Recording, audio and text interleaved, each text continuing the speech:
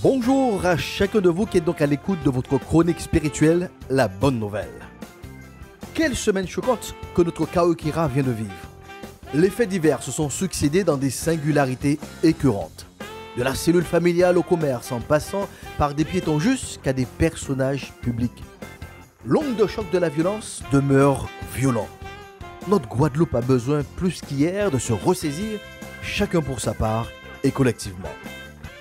Dans ces moments d'effroi, nous avons besoin du secours du Dieu de la vie. Mais pour ne pas alimenter un cycle qui voudrait que nous prions parce que ça ne va pas. Vous et moi, nous avons besoin de dépendre de Dieu, de compter sur lui, même quand tout semble aller pour le mieux. C'est en ce sens que la Guadeloupe a besoin de prier le Dieu des cieux qu'il a appelé donc à l'existence. D'où que vous soyez, je vous invite donc à marquer un temps d'arrêt dans la mesure de vos possibilités. Dans un moment de silence, de recueillement, invoquons le Dieu des cieux. Prions. La Guadeloupe lève les yeux vers le Dieu de la vie, d'où lui viendra le secours. Le secours de la Guadeloupe lui vient de l'Éternel qui a fait les cieux et la terre.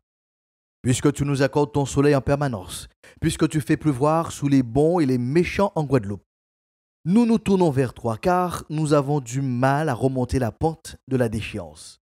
Alors que nous pensions avoir touché le fond, nous nous rendons compte que nous glissons un peu plus dans l'opprobre, dans l'avilissement. Ô Dieu des cieux, des familles sont dans le désarroi, car l'un de leurs proches n'est plus de ce monde, à cause de la violence, à cause de la brutalité de la séparation.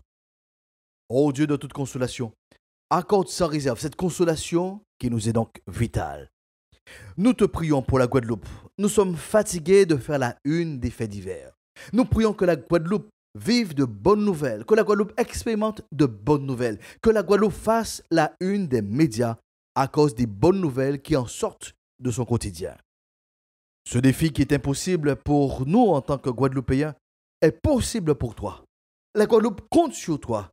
La Guadeloupe s'attend à toi. La Guadeloupe prend en main sa destinée pour une nouvelle ère et une meilleure saison. C'est sous cette vérité que la Guadeloupe dit Amen. Si vous venez de nous rejoindre, sachez que vous écoutez votre chronique spirituelle La Bonne Nouvelle avec le pasteur Josias pour vous servir. Nous entrons donc dans cette dernière ligne droite de la Pâque appelée communément la semaine pascale ou la semaine sainte. Cette semaine n'est pas le fruit du hasard, c'est l'aboutissement d'une préparation minutieuse de la part du maître du temps. En respectant les 24 heures, les 7 jours de la semaine, les 12 mois de l'année, heure après heure, siècle après siècle, le Dieu de l'histoire a préparé la venue de son Fils. Laissez-moi partager avec vous quelques étapes clés. Le roi David affirmait 10 siècles avant le Christ, dans le psaume 22, versets 17 à 19, ce qui suit. « Oui, les chiens m'environnent, une bande de scélérats rôdent autour de moi. Ils ont percé mes mains et mes pieds. Je pourrais compter tous mes os. Eux, ils observent, ils me regardent, et ils se partagent mes vêtements, et ils tirent au sort mon habit. » C'est au prophète Ésaïe d'affirmer dans son livre, au 7e chapitre, verset 14, « Voilà pourquoi c'est le Seigneur lui-même qui vous donnera donc un signe. La Vierge sera enceinte, elle mettra au monde un fils, et il l'appellera donc Emmanuel. » Ces propos ont été tenus 720 ans avant Jésus-Christ. C'est au tour de Paul de rappeler en Galates 4, versets 4 à 5, « Mais lorsque le moment fixé par Dieu est arrivé, il a envoyé son fils, né d'une femme et placé par sa naissance sous le régime de la loi.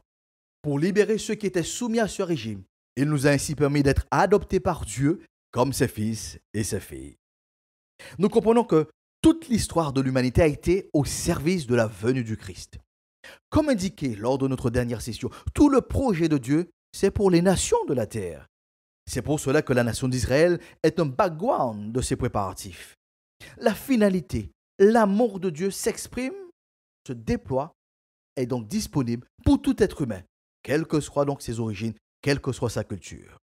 C'est le célèbre Jean 3,16, « Car Dieu a tant aimé le monde qu'il a donné son Fils unique, afin que quiconque croit en lui ne périsse point, mais qu'il ait la vie éternelle. » Ce principe de la vie éternelle se caractérise par la liberté retrouvée, ou plus précisément, la vraie liberté retrouvée.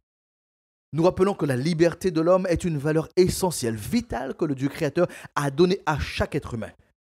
Si Dieu ne tolère pas qu'un être humain domine, écrase son prochain en bafouant sa liberté, alors imaginez la lecture que Dieu a faite en constatant que l'homme est devenu donc l'esclave de celui qui s'est élevé contre lui en tant qu'ennemi. Donc, tout a été mis en œuvre, madame, monsieur, par le Dieu qui vous accorde la respiration quotidienne, afin que vous et moi, nous ayons l'opportunité de sortir du piège de l'esclavage spirituel.